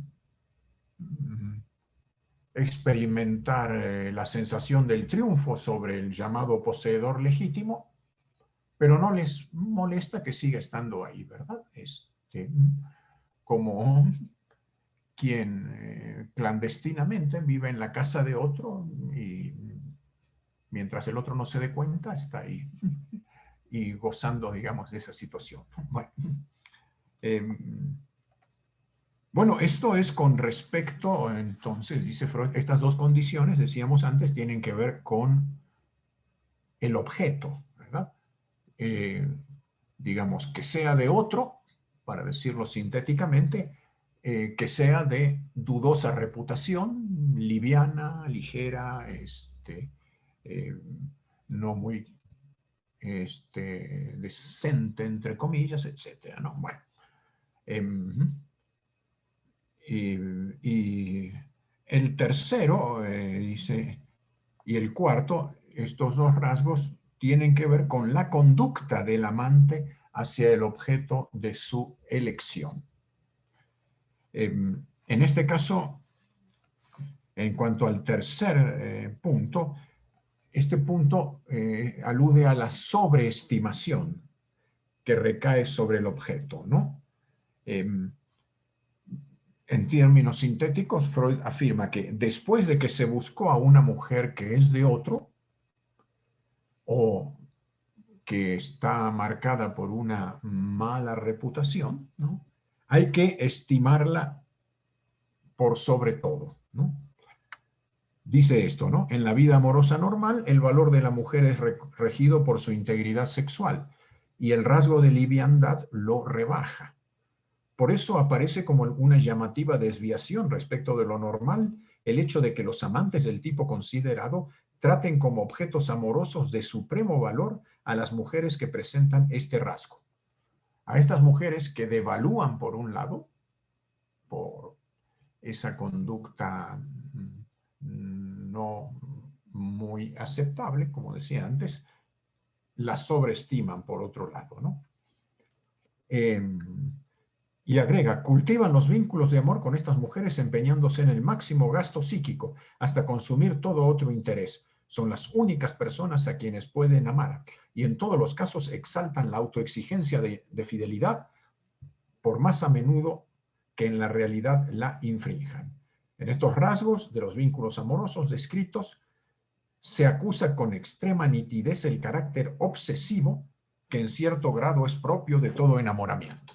Como dando a entender, se obsesionan incluso con estas mujeres, ¿no? Sí, que tienden a colocarse en el lugar del objeto único y sobreestimado. Bueno, si agrega Freud también esto, ¿no? Sin embargo, no se deduzca de la fidelidad e intensidad de la ligazón que un único enredo de esta índole llenará la vida amorosa de estas personas o se escenificará en ellas una vez sola. Antes, al contrario, en la vida de quienes responden a este tipo se repiten varias veces pasiones de esta clase con iguales peculiaridades. Dice Freud entonces que estos sujetos suelen repetir el mismo esquema en diferentes relaciones, ¿no? Con las mujeres que cumplen con esta característica y repitiendo ese enamoramiento intenso, ¿no? Y muy apasionado, ¿no? Diciendo Freud, cada una la exacta copia de las anteriores. Sí, de manera tal que se forma, como agrega luego, una larga serie a partir de aquí, ¿no? Es decir, van pasando de un enamoramiento a otro con semejantes características, ¿no? Y la cuarta condición, que también es del lado del sujeto, la tercera tenía que ver con esa sobreestimación, dice Freud, es que está la fantasía en estos sujetos de salvar a esta mujer, ¿no? Hay que salvarla, tener voluntad de rescatarla. Aquí, sacarla de ahí, de la perdición, ¿verdad? En esa situación, ¿no? Eso que suele ser tema de muchas novelas, películas también, el cine mexicano ha incurrido muchas veces en ese tipo de temas, ¿verdad? Es decir, de el hombre que se enamora de la mujer que, por ejemplo, trabaja en el burdel o en alguno de estos lugares, ¿verdad? Y que quiere convertirla en una mujer decente, salvarla, sacarla del fango, como se dice, al estilo de Santa, aquella novela de Federico Gamboa, que inspiró una película también, y muchos otros relatos que están vinculados con esa fantasía de rescate, de salvación, ¿no? Dice Freud, el hombre está convencido de que ella lo necesita, de que sin él perdería todo apoyo moral y rápidamente se hundiría en un nivel lamentable. La rescata, es esa la fantasía, ¿no? Del rescate, ¿no? Pues no es necesario tampoco que se trate de una mujer que esté dedicada a la prostitución o algo de esto, ¿no? Esas fantasías de ese rescate también pueden presentarse en el caso, por ejemplo, de mujeres que pueden ser de un rango social más bajo, ¿verdad? Y que se las quiere elevar a la condición de una dama de altura, respetable, etcétera, ¿no? Como en Pigmalión, la obra de George Bernard Shaw, el escritor irlandés, ¿verdad? Pigmalión, bueno, alude al personaje mitológico, ¿verdad? Que de una estatua él la convirtió en mujer, ¿no? A Galatea, ¿no? Ya de hacer la mujer a su gusto, ¿verdad? Construirla a partir de una determinada mujer, ¿no? En los años 60 se hizo una versión cinematográfica de esa obra de George Bernard Shaw que se llamó Mi Bella Dama, con Audrey Hepburn, era la actriz, ¿no? Y Rex Harrison, ¿no? Esta ya tiene, bueno, cerca de 60 años aquella película, ¿no? Que, bueno, trataba algo de esto. No se trataba de una mujer dedicada a la prostitución, algo por el estilo, sino de una condición más baja socialmente que intenta entonces convertirla en una dama de sociedad, como se dice, ¿verdad? Con esas características. Entonces, bueno. Y bien, en ese sentido se habla del rescate. Acá dice Freud, la rescata pues no abandonándola. La rescata pues no abandonándola. En algunos casos el propósito de rescate puede invocar para justificarse la dudosa escrupulosidad sexual de la amada o su posición social amenazada.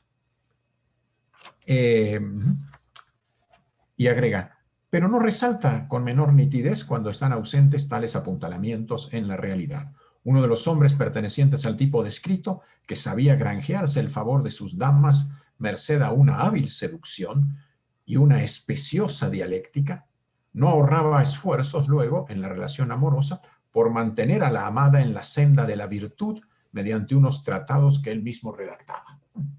Entonces, está toda esta fantasía muy característicamente masculina, dice Freud, del salvar, de rescatar, ¿no? De fabricar a la mujer, ¿verdad? Como una dama muy honorable, ¿no? Bueno, esas condiciones menciona Freud. A ver si hay preguntas sobre esto, comentarios hasta aquí, ¿no? Para proseguir luego con el texto, pues muchas cosas de lo que estamos planteando pueden suscitar, ¿verdad?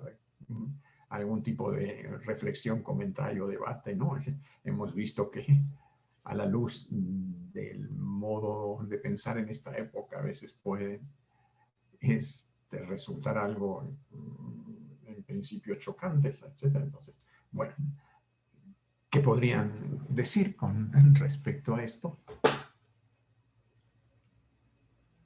Nada, recordé la película de Mujer Bonita con Richard Gere y Julia Roberts, en la que ella es una prostituta y él la contrata, pero poco a poco se empieza a enamorar de ella y igual al final la acaba salvando y la redime de su condición de mujer de la calle para volverla pues, su esposa, ¿no? Y una mujer digna, entre comillas. Sí. Varios de estos rasgos están presentes ahí en esa película, ¿no? Sí, sí. Sí, no la tenía presente yo, bueno, pero sí, toca mucho ese tema. Sí. Hasta incluso en las novelas mexicanas, ¿no? Hay una novela que, ¿Perdón? por ahí de los años 90, en las novelas mexicanas, ¿no? Como la de Salomé, ¿no? Que ella trabajaba en un cabaret, igual era un galán ricachón que la salvaba de ese burdel y la volvía una mujer también decente, como que también está muy marcada en esas telenovelas mexicanas. Ajá. Salomé, ajá. Salomé. Sí, como la bíblica, ¿no? La de los 7 velos, ¿verdad? Salomé. Entonces, sí. Que también Y con esa lo que íbamos, Vimos hoy, podríamos explicar por qué el éxito o el atractivo de esos temas en las novelas, ¿no? O sea, en esta parte de identificación, a lo mejor muy inconsciente. Perdón, ¿cómo? ¿Lo último?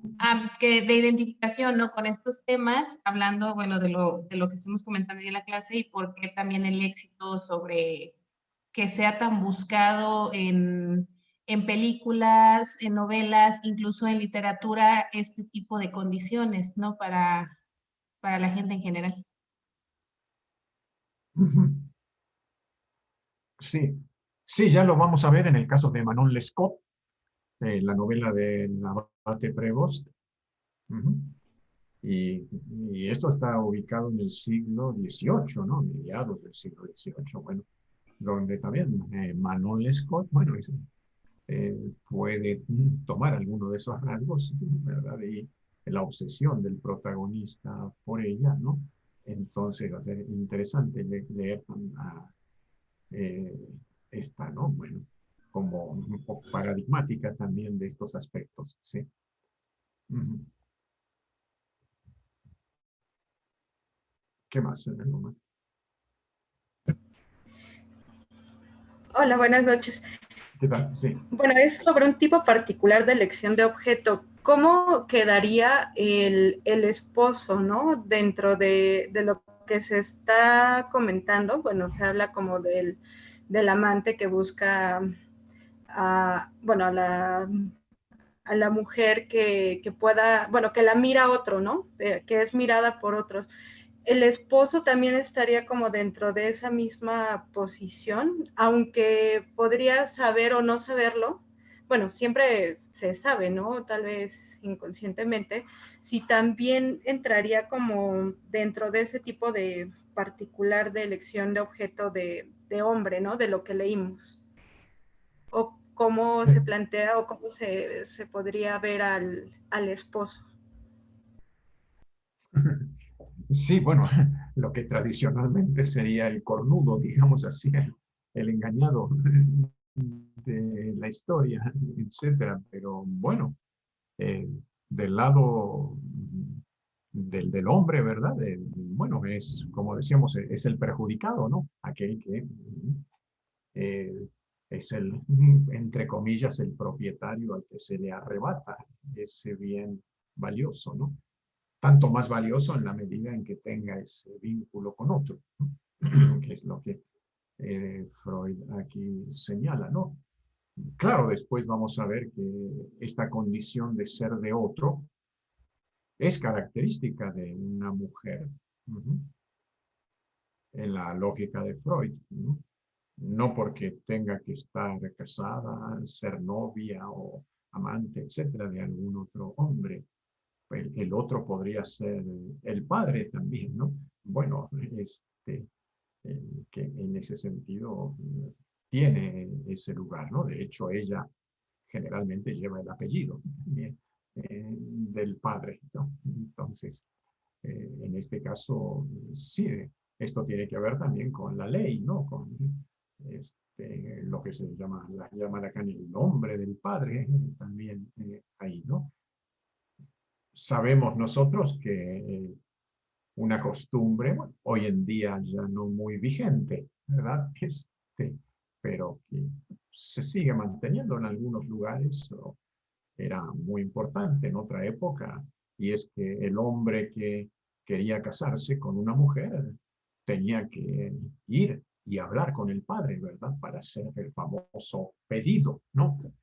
Es decir, se tomaba como una actitud de respeto, ¿verdad? De darle su lugar, ¿verdad? Hacer toda esta ceremonia, el ritual de pedirla, ¿no?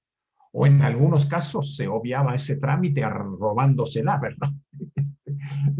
Pero también robársela es otra manera de, ¿verdad? Dar a entender que sí, hay otro que tiene algún derecho sobre ella, ¿no? Sí, por eso la idea de robo, ¿no? Eh, no, todos sabemos que estas cosas han cambiado, eh, al menos en algunos lugares, en algunos sectores sociales, ¿no? Ya no es muy del uso frecuente, esto de la famosa pedida, ¿no?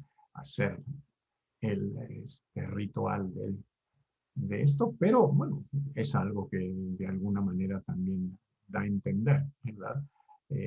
Este carácter de ser de otro, ¿no? Uh-huh.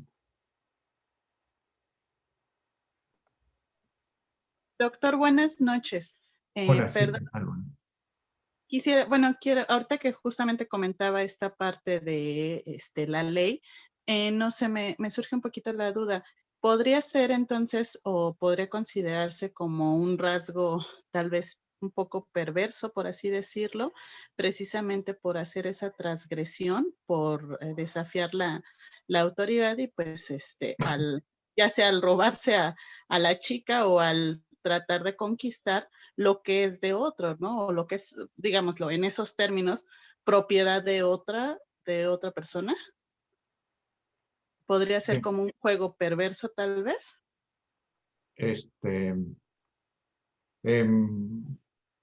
No exactamente, bueno, no en el sentido estrictamente psicoanalítico de perversión.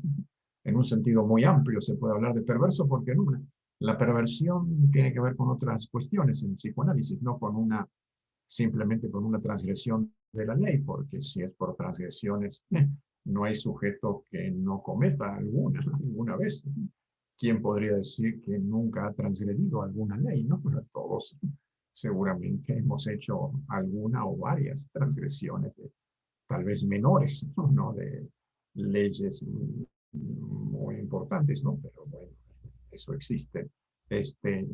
Sí, y bueno, la transgresión de una regla, de una ley, le da siempre al sujeto una sensación de triunfo, ¿no? Aunque también, por otro lado, puede provocar culpa, ¿no?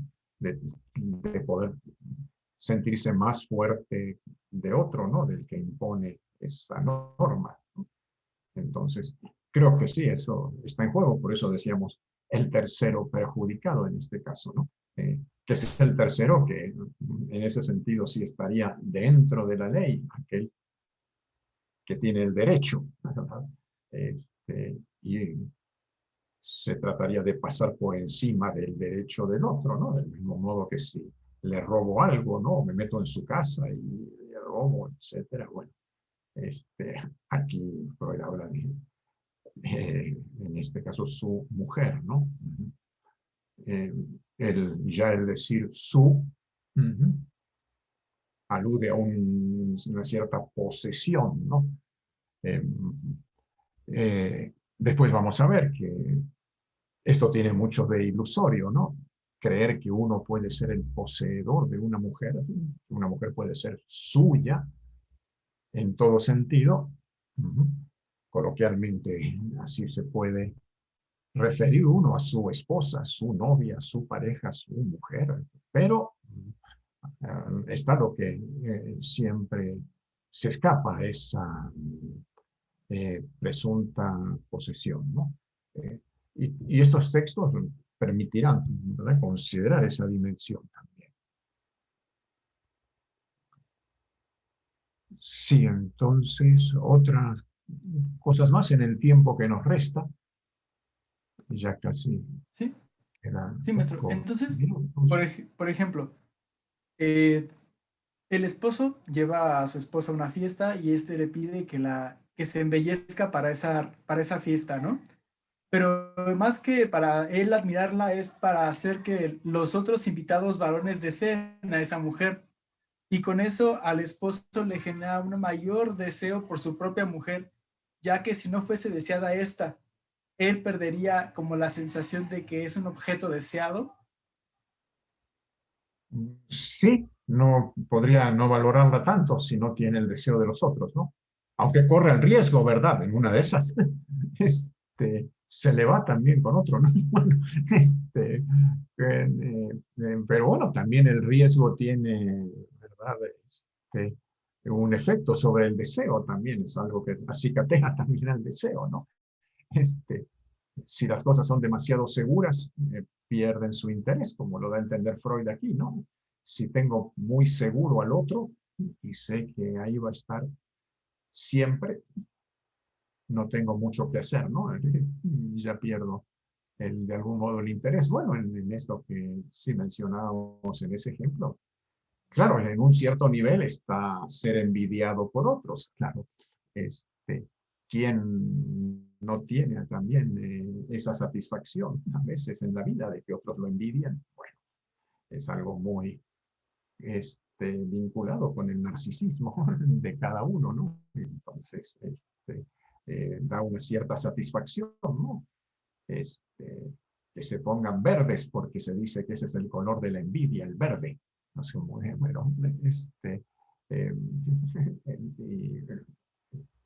pero más allá de eso también es que surge el deseo de otros hombres en ese caso. Sí. Y así el objeto podrá también ser más deseado, ¿no?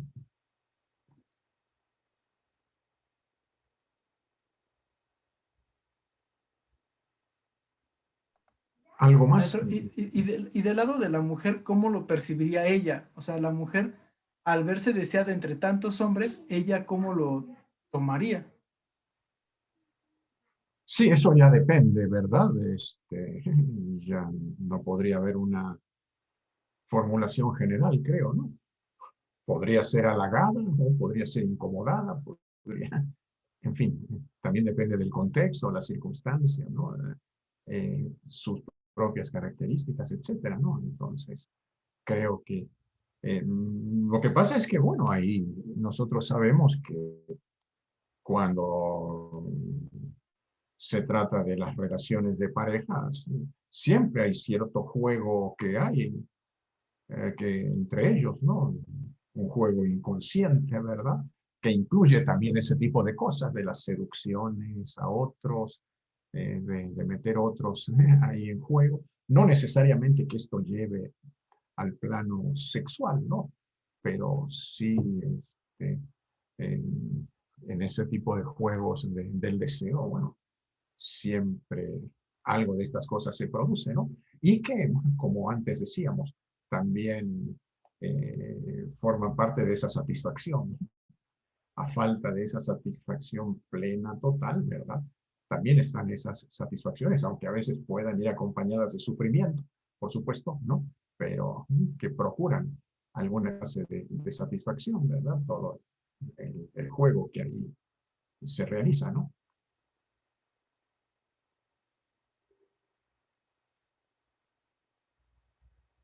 Gracias, maestro. Bueno, entonces continuaremos el sábado, bueno, con este texto de Freud, un tipo particular de elección de objeto en el hombre, y el siguiente que se debe empezar para que es sobre la más generalizada degradación de la vida amorosa.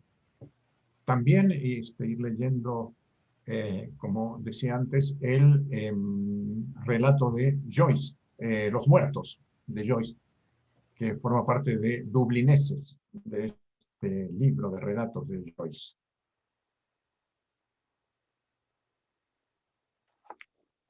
Sí, doctor, muchas gracias. Gracias, entonces. Gracias. Gracias a Gracias, todos. maestro. Nos Cuídense estamos viendo, mucho, por entonces. favor, cuídense mucho y ahí nos vemos la siguiente semana. Muchas gracias. Gracias. maestro. Gracias. Gracias. Gracias, hasta luego. Hasta luego. Hasta Gracias. luego.